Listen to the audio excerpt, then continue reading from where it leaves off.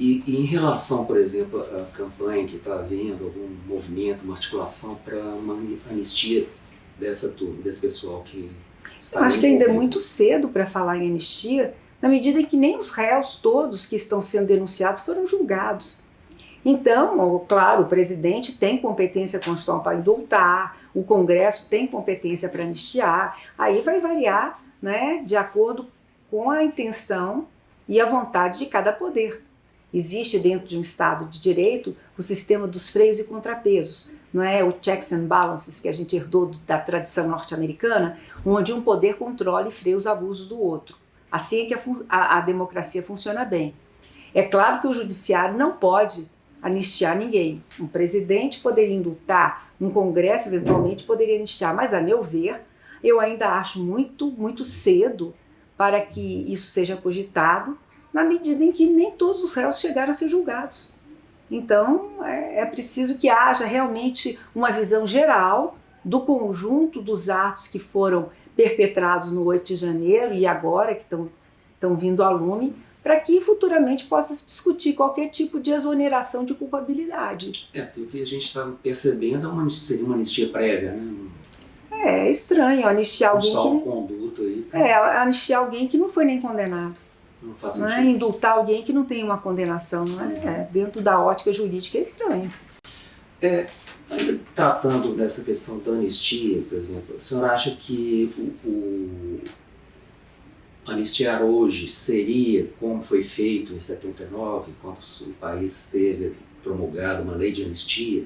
Eu acho que as situações são inversamente opostas.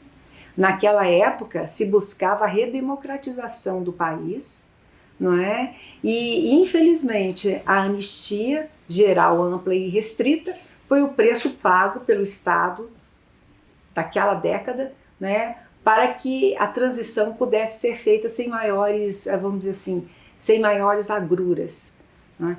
Hoje não, hoje o que se defende é justamente que os tempos não retrocedam e que a história não se repita, nem como farsa, nem como tragédia. Então hoje o que se quer evitar é que o Brasil, que avançou tanto, que perdeu tantos cidadãos, né, que conheceu o horror da tortura, dos desaparecimentos forçados, não é, venha viver isso novamente sob um regime autoritário. Muitos analistas políticos, muitos historiadores atribuem a esse, vamos dizer, esse fantasma da volta dos militares e mesmo o que aconteceu agora recentemente, no 8 de janeiro, a essa falta de encontro de contas ali do país, de acerto de contas, melhor dizendo, com os crimes que aconteceram. Que ali era como países como Chile, Argentina, resolveram os seus problemas, lá o Brasil colocou uma pedra em cima do assunto e seguiu a vida. Infelizmente, eu acho que a Comissão da Verdade, ela deixou muito a desejar, né? Era preciso, se não se quisesse punir, que houvesse realmente um empenho maior, né, no sentido da reconciliação. Como, por exemplo, a Colômbia hoje tem conseguido fazer junto às Farc. A Colômbia criou um tribunal belíssimo, que é a JEP, a Justiça Especial para a Paz, onde os guerrilheiros das Farc e as vítimas, né, pudessem, através do diálogo institucional, né, se perdoarem mutuamente, o Estado perdoá-los e conseguir, então, através do perdão, a reconstrução de suas vidas. Porque também muitos dos autores de determinados crimes foram vítimas. As Farc sequestrou mulheres, crianças, que acabaram aderindo à guerrilha. E tem que se julgar com grano Salles, situações que são diferenciadas. Era importante que o Brasil tivesse feito, né, uma reconciliação ampla. Isso não aconteceu. Eu não sei se punir hoje seria a resposta, na medida em que praticamente todos os autores, né, já estão falecidos. Muitos dos torturadores que atuaram durante a ditadura militar hoje não vivem mais. Vivem os torturados, que eram bem jovens, né, como a presidente Dilma e as suas famílias que sentiram as sequelas e as mazelas, como a minha, porque eu tenho um cunhado que é desaparecido político, Paulo Ribeiro Bastos, né? Ele foi torturado e o corpo jogado no mar, nós soubemos depois. E meu marido é um general e meu sogro era um general. Isso precipitou o falecimento do meu sogro e isso causa angústias imensas à minha família. E é o que eu costumo dizer, a ditadura não escolhe suas vítimas. Meu marido, quando jovem, ele era um tenente quando o irmão desapareceu, era um jovem tenente-major, um rapaz de 20 e poucos anos, meu cunhado tinha 27, né? Ele nunca compactuou com um regime de exceção, no entanto foi vítima dele, mesmo pertencendo às fileiras das Forças Armadas. Mas é importante também fazer uma distinção de que as Forças Armadas não são instituições de tortura, né? Não são instituições de terror. E que o golpe militar que se fala tanto, na verdade, foi um golpe civil-militar. Foi um golpe do capital multinacional e associado, que tinha muito medo do Brasil dar uma guinada para a esquerda, se transformar numa grande Cuba continental, né? E sair da política do alinhamento automático. É relevante que nós relembremos que era a época da Guerra Fria, onde o mundo estava dividido em dois blocos de influência. Então quem comandava, no fundo, era o capital. E foi o capital o responsável, não é, por todas as mazelas que aconteceram na América Latina durante os governos ditatoriais. Eu não tenho a menor dúvida disso. Agora, infelizmente, os militares foram o braço armado das elites brasileiras e das elites latino-americanas, não é, que não queriam e que temiam o comunismo e a socialização da riqueza. O seu cunhado, ele foi preso e... Ele não chegou a ser preso, ele foi capturado e foi torturado, e isso nós não sabemos, porque são detalhes que nós desconhecemos. Mas anos depois, meu marido foi informado de que ele havia sido submetido à tortura, morto, e o corpo foi jogado no mar. E é terrível isso, porque você não poder enterrar os seus mortos é o dilema de Antígona, não é? Antígona e Creonte. A grande briga de Antígona, né, era poder enterrar o irmão. Era um direito fundamental, eu acho, de todo ser humano, ter um funeral, né, e você poder chorar os seus mortos. Minha família não pôde fazer isso. Mas por que ele foi capturado? Porque ele pertencia à organização do MR8. O ministro Flávio Dino, ele autorizou, deu uma sentença recentemente, abrindo a lei da anistia, permitindo, dizendo que os crimes de desaparecimento de pessoas e tudo mais, como é o caso do seu cunhado, sejam reabertos as investigações porque eles não prescrevem, né? São crimes continuados. Crimes continuados. Como é que a senhora vê isso? Essa tese não é inusitada, é uma tese que o Ministério Público já vinha defendendo há muitos anos, não é? E que, na verdade, nunca prosperou. O ministro Flávio Dino está repetindo uma tese que o Ministério Público já tinha abraçado quando tentou denunciar, né, os torturadores. Mas eu acho que não é só a questão do desaparecimento forçado e a tortura, que é um crime imprescritível também, é um crime de lesa humanidade. Né? O Tratado de Roma, que o Brasil é signatário, né? O Pacto de São José da Costa Rica, o Tratado Interamericano de Direitos Humanos, todos eles são nesse sentido. E o Brasil é signatário de todos os tratados de direitos humanos. Inclusive, há uma decisão importantíssima da Corte Interamericana, que é a guerrilha do Araguaia versus Gomes Lund, onde isso foi assentado, que crimes lesa humanidade, crimes contra a humanidade são imprescritíveis e que podem ser julgados a qualquer momento.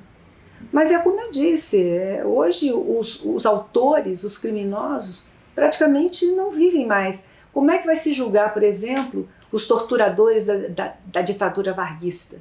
Quem sobrou hoje da ditadura de 37? Olga Benário, praticamente, né? Que já é uma senhora e que foi uma das vítimas de Vargas, que extraditou impiedosamente com a anuência do Supremo Tribunal Federal. Entregou aos nazistas. Aos nazistas, uma mulher grávida, que tinha um companheiro, que era Prestes, brasileiro, que poderia ter permanecido aqui no país. No entanto, não permitiram. Mais ou menos simbolicamente, você não acha que poderia haver uma condenação, vamos dizer assim? Já houve. Já houve uma condenação pela Corte Interamericana, nesse caso com o Mislum de Guerreiro do Araguaia, uma recomendação, porque as decisões da Corte não são de eficácia direta e aplicabilidade imediata no Brasil. E o Supremo já se manifestou várias vezes sobre isso. Mas em termos práticos, em termos concretos, é preciso que haja uma denúncia do Ministério Público, é preciso que haja provas, não é? É preciso que haja testemunhas. E hoje isso praticamente se tornou inviável. Agora, também sejamos justos para os dois lados, porque também houve perdas e baixas e mortes, né, de agentes públicos estatais, e não só dos jovens guerrilheiros, né, que lutavam em prol da democracia. Voltando à questão de militares na política, a gente viu no governo Jair Bolsonaro um aparelhamento muito grande, né? Ele colocou algumas milhares de militares em cargos governamentais, né? O Lula chegou a reduzir bastante, mas parece que ainda há uns 300 militares aí no governo. Você não acha que muita gente não desvia de função? Com certeza. E acho mais. Como resolver isso? Eu acho que militares e política não se miscuem. Eu tenho dito isso em várias entrevistas, que a política não pode entrar nos quartéis. Porque quando ela entra nos quartéis, há uma ameaça e um confronto direto à hierarquia e à disciplina e à cadeia de comando.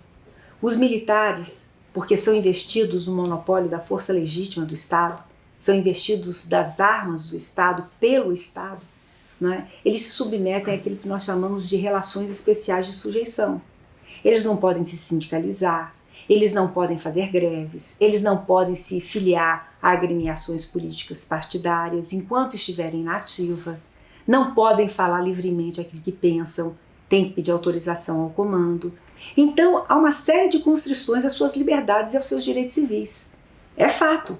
Mas o militar não é igual ao cidadão civil. E ele opta pela carreira militar por livre e espontânea vontade. Ninguém o obriga. A não ser o conscrito de 18 anos que tem que prestar o serviço militar obrigatório, fica lá um ano e vai embora. Mas não é esse que nós estamos falando. Nós estamos falando dos oficiais que ocupam postos-chave na administração pública, né, e que continuam ainda ocupando. Eu acho que isso não é bom. Eu acho que isso compromete o próprio Estado de Direito e acho que deveria haver uma separação. Sempre defendi, né, que os militares devem estar submetidos ao poder civil. A criação do Ministério da Defesa pelo presidente Fernando Henrique foi motivada exatamente com base nesse argumento, né? Os militares têm de subordinar ao poder civil, tanto que o Ministério da Marinha, da Aeronáutica e do Exército acabaram e se transformaram todos no Ministério da Defesa e os ministros em comandantes, não é? Eles prestam um serviço relevantíssimo à pátria, que é a defesa da nossa soberania, que é a defesa das nossas instituições, hoje até a defesa da segurança pública, porque as polícias não estão dando conta da violência urbana, e um trabalho humanitário lindo, que é trazer, né, a presença do Estado para populações ribeirinhas, para populações indígenas, onde é de difícil alcance para o cidadão comum chegar lá. Então, o papel dos militares, ainda mais num estado como o brasileiro, né, que é o maior da região e que tem dimensões continentais, é fundamental. E por isso, de uma certa forma, eles devem ser preservados de certas injunções, né, de certas ilações que podem comprometer, inclusive, a sua missão constitucional.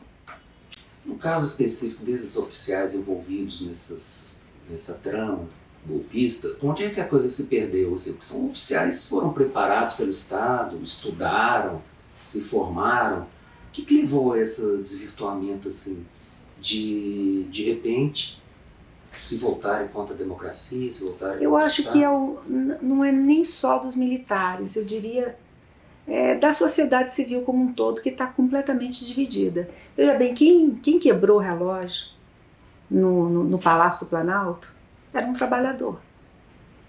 Teoricamente, ele deveria estar do lado, né, dos marginalizados, dos despossuídos. Ele deveria ser, entre aspas, eu não gosto de usar essas expressões, mas as que são utilizadas corriqueiramente, ele deveria ser uma pessoa da esquerda. Mas eu acho que a desilusão com o Estado tem sido tão grande, o desapontamento com o Estado tem sido tão grande, e as frustrações constitucionais, porque a Carta de 88, ela é belíssima, e ela é um programa, ela é programática, e ela encerra, né, conteúdos de justiça social que todos nós aplaudimos e buscamos. No entanto, esses compromissos sociais, eles não têm sido objeto de entrega por parte do Estado. E aí o cidadão se frustra, né? O cidadão se revolta. O 8 de janeiro não começou no 8 de janeiro. Muito antes disso, já no governo Dilma, lembra-se daquele quebra-quebra, né, da sociedade, de homens comuns que destruíram o Palácio do Itamaraty, que tomaram o palácio, aqui é o plano piloto aqui na Praça dos Tribunais Superiores, e depredaram o Estado. Então, eu não tenho essa visão maniqueísta de esquerda e direita. Eu tenho uma visão de uma insatisfação absoluta da sociedade brasileira com o Estado, de uma frustração constitucional dos cidadãos para com a política e para com a Constituição. Mas o fato é que a política ainda é a melhor garantia de sanidade para sociedades bem ordenadas. É impossível você pensar algo dentro do Estado fora da política, fora do contrato social. Então é preciso realmente que haja uma releitura de como o Estado deve se comportar diante do cidadão, diante da sociedade civil. Sobretudo daqueles que são desvalidos, que são alijados, que são despossuídos, que estão relegados, né, a um lugar onde eles não têm chances de acesso. Nós sempre vivemos numa sociedade de homens desiguais, homens e mulheres desiguais, que além de tudo as suas situações pioram de acordo com a interseccionalidade, se é negro, se é indígena, se é hipossuficiente, se é mulher, se a orientação sexual é diversa da heteronormativa. Então, há muitos fatores aí que geraram esse caldo de revolta e que merecem ser estudados daqui a alguns anos, quando houver um distanciamento histórico, para que as análises possam ser feitas de forma imparcial.